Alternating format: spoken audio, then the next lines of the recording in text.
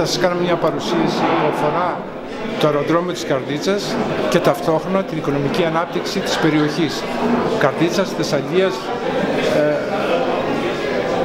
Το αεροδρόμιο είναι ο βατήρας. Ο τελικός σκοπός δεν είναι αυτός ο σκοπός. Ο τελικός σκοπός είναι η ανάπτυξη της περιοχής.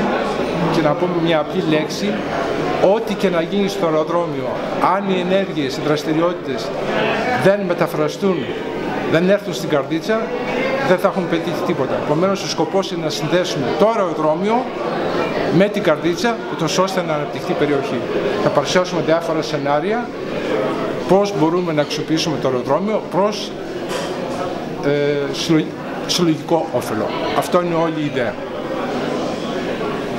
Ονομάζομαι Γερούλης Γιώργος, είμαι αντιπτέραρχος αναποστρατεία, πρόεδρος των Αποφύτων Σχολής Ικάρων και είμαι σήμερα εδώ για να συνδράμω στην προσπάθεια της τοπικής αυτοδιοίκησης και της περιφέρειας και της ιδιωτικής πρωτοβουλίας φυσικά, για να συμμετέχουμε στο όραμα της Θεσσαλίας, να αναπτυχθεί ένας νέος πνεύμονας αεροπορικών ιδεών που θα υποστηρίξει την νεολαία και την εγχώρια ανάπτυξη και όχι μόνο, για να προωθήσουμε σε εθνικό επίπεδο και σε επιχειρησιακό από πλευράς πολεμικής αεροπορίας να συλλέξουμε στελέχη τα οποία εν δυνάμει θα θελήσουν να αγαπήσουν το αεροπλάνο και να γίνουν μέλη της πολεμικής αεροπορίας ή της ιδιωτικής πρωτοβουλίας μέσα από τον αθλητικό αεραθλητισμό ή από την εμπορική αποκατάσταση.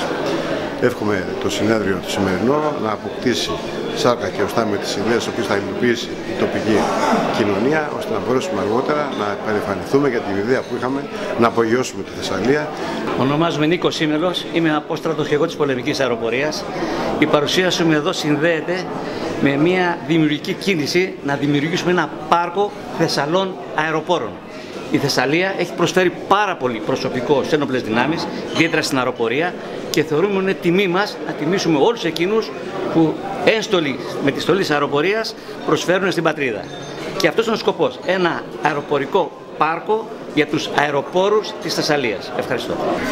Λοιπόν, σήμερα είναι μια ημερίδα για την αξιοποίηση του αεροδρομίου της Μυρίνης, την οποία είχαμε έτσι βάλει στόχο να την κάνουμε πριν από το Δεκέμβρη, δεν μπορέσαμε.